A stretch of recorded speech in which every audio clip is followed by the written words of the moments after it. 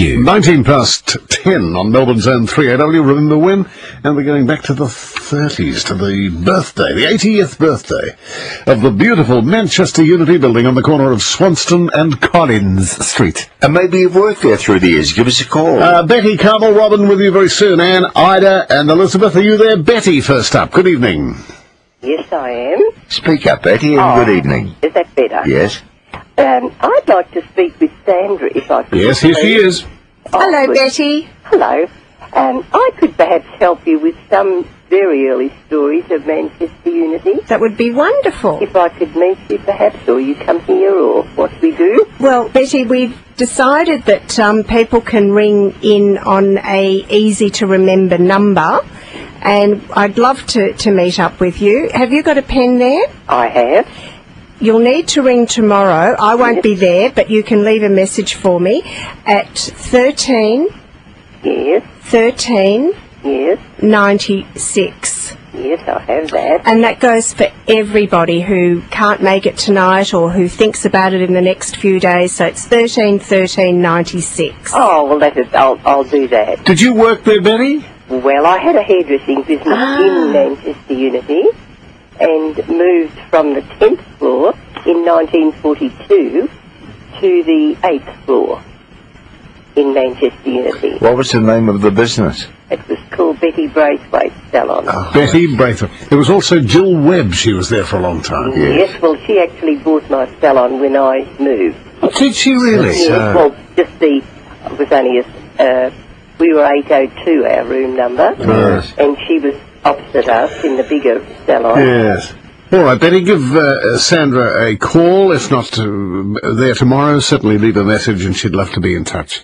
Carmel at Croydon, Phil. Hello, Carmel. Hello there to both of you. I'd like to speak about the Manchester Cafe. Yes. My mother worked there from 1943 until 1952, and she was known as the night manageress and hostess. In those days, in the Manchester Cafe down in the basement, I always think of the marble steps going down into the cafe and Mum making sure they were just so scrubbed clean. And now I went down recently into the clothing shop that's there and see they're covered with tiles now. Oh, yes, have yes. a fit. But there was also Graham Bell used to play there at the weekend, and his jazz band with his brother Roger Bell. And Ivy Mackerel at the piano most weekends. They had a big grand piano when the South Seas restaurant was there. They had their aquarium type of thing over where the stage originally was. I'm just trying to think. Mum started at the Civic Cafe around the corner. That South Seas had the look of the islands with the palms and the shells. And Oh, yes, it did. Yes, I went back there since the clothing shop's been there and looked around to try and remember what things were like. But my father and I used to go in nearly every weekend at night and just sit there, and I would help the waitresses, clear the tables and all that sort of memories. thing. Yes, but the Civic Cafe, I've always wanted to speak about that too, because it was just around the corner, somewhere near where the Hotel Graham was there. And the Hotel Graham in Swanston Street. yes, and I heard just the end of something the other night where it might have been Sandra saying about Mr. Black. And Mr. Black took Mum from the Civic Cafe to the Manchester Cafe to make her in charge of the night. Oh, isn't that wonderful? Yes, I can just remember it all so clearly as it was then.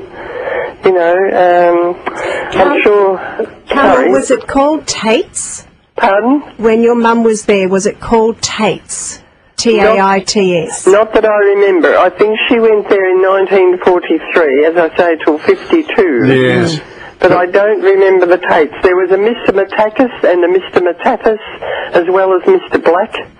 Like there was old Mr. Black, and his son was Jotty Black. Mr. Black was a little old man. We used to say old Mr. Black. All right. Well, Carmel, if you want to ring, Sandra, yes, I've got that number. I wrote it down. Yes, I did. Love to hear from you, I'm sure. Yes, thank you very much. Thanks, Carmel. Thank you. Right. Robin at Hawthorne. Hello, Robin.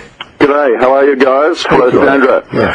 Sandra, I'm the president of the Art Deco and Modernism Society, so this is a building that's very, very important to us, and we fully support Kia's efforts to raise the money to fix up the faience.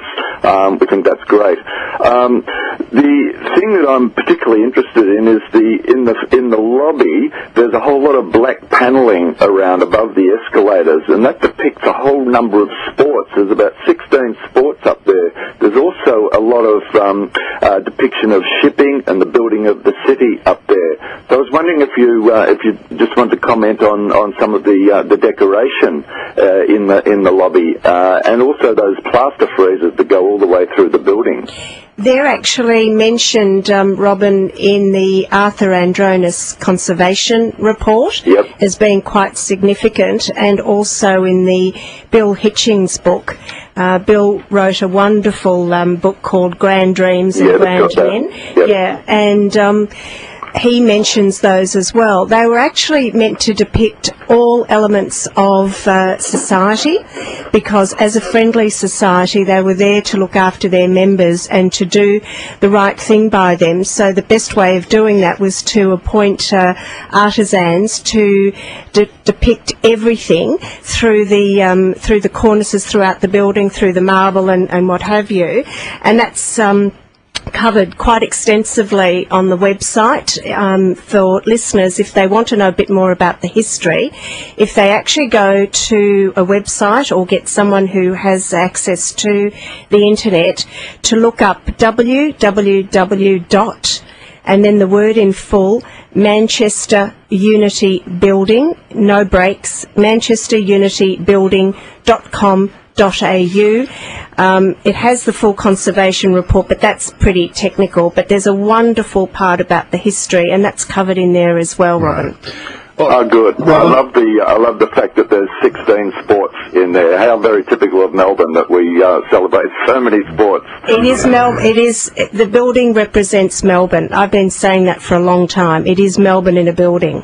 Right, okay. I think, though, perhaps you should look back at Chicago rather than New York when you're looking at the origins of the design. The other thing about Barlow is he actually worked for Percy Granger's father, John Granger, as a young architect. So there's other links with parts of Melbourne as well as just a building. It's just ingrained in Melbourne's history, isn't it? Yeah, I suppose the closest to it in Sydney would be the Queen Victoria building, perhaps, Sandra. Oh, Queen Victoria actually predates it. That's a Victorian building, whereas this one is an Art Deco, the modern era, which was the 20s and 30s. Thank you, Robin, for calling in. Appreciate that from the Art Deco Society. Anne and Ida, Elizabeth, Bruce, Simon, with you soon. 27 you. It's 10:30. We're talking about 80 years of being in Melbourne on the skyline, the Manchester Unity Building. We're talking about an hour show. We thought was the Century, or the Times, or the Albany. I thought it was in the basement of the Manchester Unity. No, I think it's in the that was in the basement of the Capitol Theatre. You're probably right. Opposite the Melbourne Town Hall. Yes. And there was a fruit cart out the front. Yes, a lot of fruit carts around Swanston Street at that time. Oh, there were in those days too, and newspaper vendors too. 10:30, Olympic update with Anne of North Altona. Good evening. She's gone. Ida of Cheltenham. Hello, Ida. Hello, yes. We're talking about the Manchester Unity, 80 years old. What's your memory? I worked there from early 1940s till 1946 when I left to get married. Yes. I worked in Caltex Oil Company. Oh, yes. They had the 5th floor there. The whole of the 5th floor, was it? Yes. Oh. Here's Sandra, who's a historian about the building. I didn't know Caltex was in that building. You didn't? No. Well, we were. I remember going downstairs for something at some couple of the offices too. So we must have had a little part of the floor below. So was it the backstairs? There's backstairs there. Yes. Inside the building. Yes. And down those stairs, I can remember running up and down them to get something for the manager at one stage. Ida, was it quite a community in there at the time? Oh yes, we had well, a lot of people working there. Yes, it was quite big. We had about 12 that I can remember.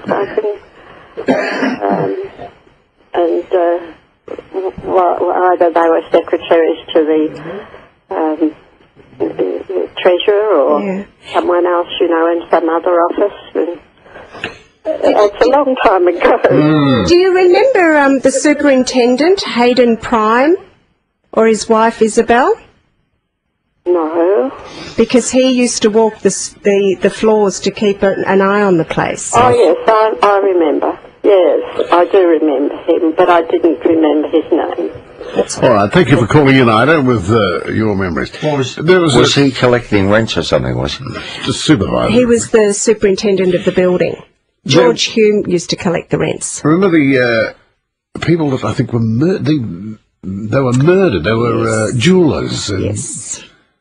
When we say that Manchester Unity represents every part of life, yes, the seedier side of life as well. Yes. Only for a short time. Very short time. Yes. There was the pyjama girl murder there.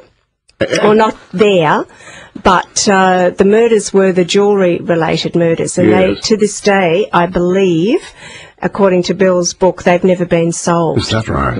That was Easter 1978, wasn't it? The murder there? Oh, I'm not sure of the year, but it would have been around that time. Yes, it's on the screen. It was a hold-up, wasn't it? Yes. Elizabeth, good evening. Good evening, Fearless Foursome. I used to work at Manchester Unity at Perry and Beveridge real estate agents. Yeah. And we were on the same floor as a very well-known hairdresser. And it was very interesting. There was a man who was driving the lift. It was very old-fashioned and nice. And it was a very nice thing to work there. Then who's the hairdresser? Was it Terry Duquesne?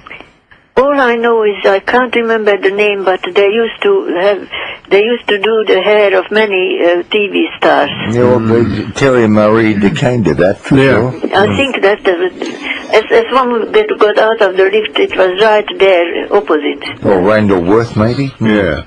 All right, thank you very much, Elizabeth. Move on to Bruce at Kooyong. Good evening, everybody.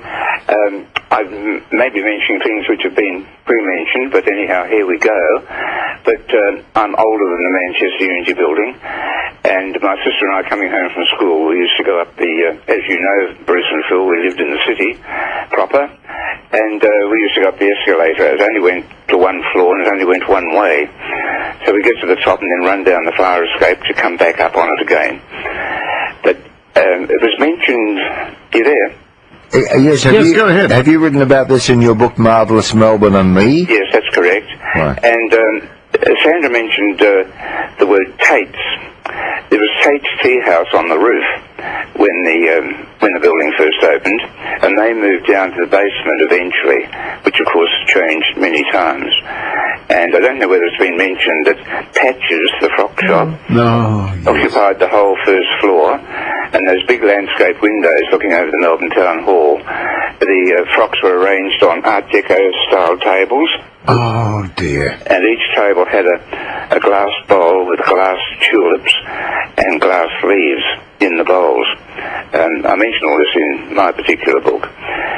And, yes, there was a murder there, three jewellers on the 7th floor, and it has never been solved. That is quite correct. There were quite a lot of hairdressers there, and I cannot now think the name of one of them. But I used to go to a masseur there. She was a beautician, and I was the witness at her wedding with one of the staff up at the Independent Church in years later. Right. You must make contact with Sandra because of your book, Marvellous Melbourne and Me. We will mention the phone number that you can get in touch with. 13 13 96. There you are, Bruce. Okay, Simon, good evening. Hello there. Hi, Simon. I have spoken to you before quite a long time ago, and I was one of the early hairdressers in Manchester Unity, and I came there when I was looking for a job. I decided that when I came into the city, I wanted to be at the top hairdressers.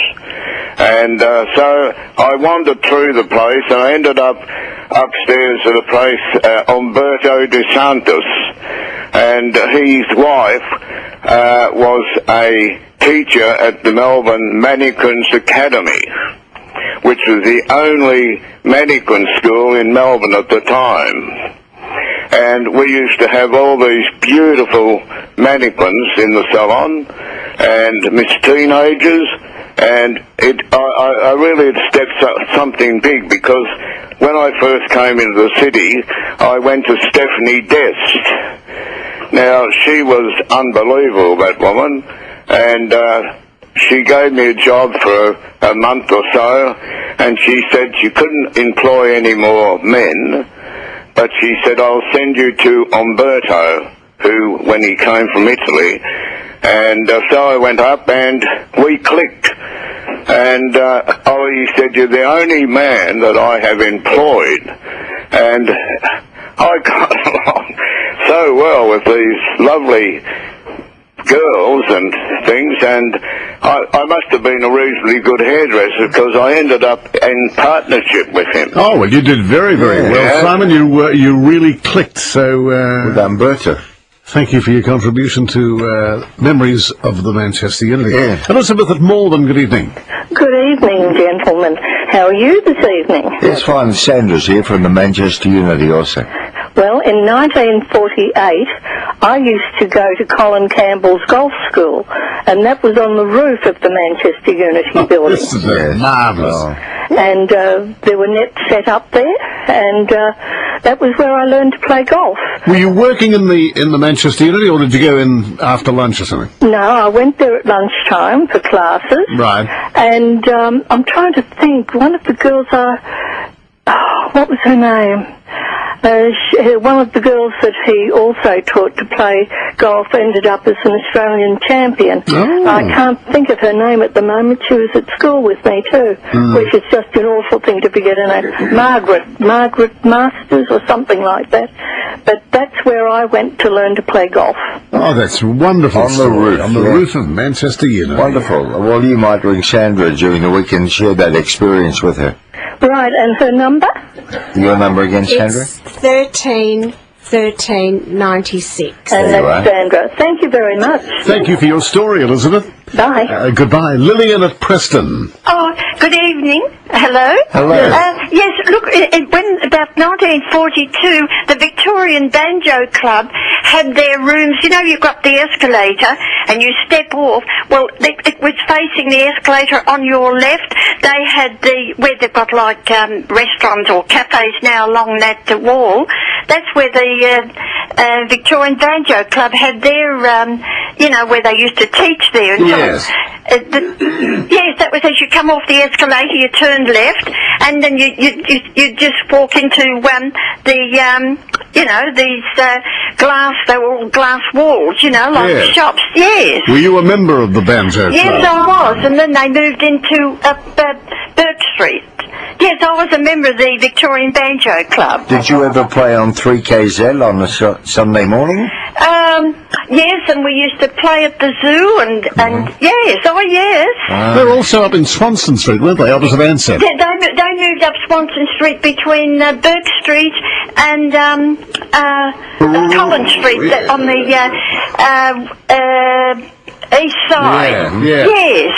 Oh, good memories then. Yeah, that has, and then also there was. Then I went into ballroom dancing, and Merv Miller had the dancing studio. I think it was the second or third floor. He had his studio, and you looked over to the town hall from his window. Oh, you would too. Yeah. Oh, that's a great memory or two there. Oh yes, I can always remember that, and I can always remember Patches having the best clothes, for going out special in Melbourne. They were up on, I think, the ground floor and then the first floor. All right, thanks, Lillian. Thank you, Lillian. It's Acre at Eubank. Hello, Trevor. Hi, Phil and Bruce. How are you? Yes, welcome to Remember When. No worries. My wife used to work there from probably 1950s, late 59, at the Santos hairdressing salon. Oh, yeah? Santos. I can't remember what floor it was, but I can always remember Mrs. DeSantis. She was a very well-groomed lady, And I think there was only about 3 or 4 girls in there at the time, and I used to go and pick her up every Saturday morning. Oh, yes. And then we'd go to tennis after that, and we finally got married, and it's in around about 59, so... Yeah. Oh, that's lovely. And she went from there from Lawley and Frank, so that's... Right. Yeah, so I'm having my hair cut in there at the moment, actually at a place called Wavelength on the 7th floor. You are now? Yes, yeah. So it brings back a lot of memories, but I can't remember what floor it was. No. Yeah, lovely building. You might like to give Sandra a call during the week with those memories. I will, I'll do that, yeah. So it's 1390... No, 1396. Oh, okay, thank you. All right, Trevor, thanks for that. Thank you very much, Trevor. That's a little link there with the Manchester Unity. Paul of Doncaster, good evening. Hi, Paul. Paul and Phil, my name is Paul Donallan, and I've been in Eaglemont for many years, but I started my apprenticeship in the Manchester Unity building in the 8th of February 1960. Yes. And Rennie Henry was the name of the A hairdresser, were you? I'm a hairdresser, yes. All right. Yes. And I think the Manchester Unity building's got a fantastic history. What do you recall fondly about it? Well, it was full of hairdressers, like where I trained. Yeah. And there was Stephanie Dest, there was Terry Duquesne, there was, oh my God, there were so many. Randall Worth, perhaps? Randall Worth, yes. And, yes, Was Edward Beale ever there as well? No, he was never there. Right. No, he's younger than me. I'm in my late 60s. Oh, yes. And Eddie's younger than me. Right. And it was a marvellous place to be. It was full of hairdressers. Yeah. And did they have like a staff cafeteria in those days? No. Phil, I knew you at Xavier, and Bruce, I know you in Eaglemont. Oh, yes, Trevor. And Paul's the name. Oh, Paul, I beg your pardon. You haven't changed, have you? What do you do in Eaglemont? I've got Paul Martin here. Oh, I haven't spoken to you for a long time. Now I know you very well. Yes, we're at school together. Yep, Xavier. Okay, thank you, Paul. Let's go to Connie. Good evening. Oh, hi, Phil and Bruce. How are you? Hello. Yes. I attended Manchester Unity building. I actually did my dressmaking there at McKay's Academy. Oh, yes. Yes, that was back in, I think 1976, 77. Right. It was a beautiful building, yes. I remember getting the old lift up to I think it might have been on the 1st floor. Yes. And yeah, very, very, very nice. Very, very an antique building, and it was quite nice in those days. Very peaceful. It's very soothing to walk down some of those corridors in the Manchester Unity. The beautiful murals and even the floor tiles. The plastering. Yes. Thank you, Connie. Jack at Mitcham, good evening. Hi, Jack. How do you do? Yes. Good. I'm just ringing up because my wife's been listening to you. She is 96. She has asked me to ring up to say the name of the ladies' hairdresser you used to go to, have a hair done, was Frederick Thompson. Oh, yes? Has that been mentioned before? No, not tonight. How long ago was that, Jack? Would have been pre-war, would have been, she said, she's 96 now. I said, when was that? She said, well, when I was about 20. So that would be 75 years ago. That would have been in middle 1930s. All right. Oh, wonderful. Good memories there, Jack. Thank you so much. Now, I'm going to wrap this up, Sandra, by a couple of mentions, the phone number again, and the lighting of the tower. Yes. We would love to invite the chairman of the Owners Corporation and the committee. Kia and the committee would love to invite all of Melbourne to attend the opening of the lights. We're going to light the building again, the tower that hasn't been lit for many, many years, as a symbol of the 80th anniversary between 7 o'clock and 7:30 on Grand Final Eve, as testament to the wonderful building and everybody who was involved in its construction, from the Friendly Society and all the workers. We really need to symbolise the lighting of the tower again, and that will also be the campaign for people to support the rejuvenation of the tiles. I think you mentioned earlier the $80 for 80 years, and if people want to know about that, we'll be putting something on the website. We're launching the Friends of Manchester Unity under the patronage of the wonderful, not Dame Edna, but Mr. Humphreys. So Yes. we love everyone there. there. Contact number before we go. 1396. All right. Anyone who has a story about the Manchester Unity, somebody who may have worked there, or some little offbeat anecdotes, that's the number to call. Are you planning a new book as well? Yes, obviously that's what we're trying to do. So could I also say those who can't actually ring in but would like to put something in writing, if they could just write it to Friends of Manchester Unity, 11th floor, 220 Collins Street, Melbourne, 3000, of course. All right. Thank you very much, Sandra. Congratulations, and I hope that book comes out and it's a great success. It'll help everything and really particularly the building itself. Sandra Marcus from the Manchester Unity. It's